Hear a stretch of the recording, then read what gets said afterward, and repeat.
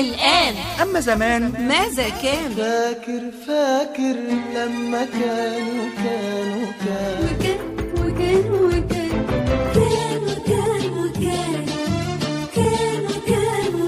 فكر يلا بسرعة وقولي. انت يا ليدي وانت يا مان. طيب انت رايحة فين يا ست سرية؟ رايحة الكراكون لعبد المتعال يا ست سكينة. ورايحة ليه ان شاء الله؟ عشان نجر رجليه. طب ابقي طمنيني عليك يا اختي.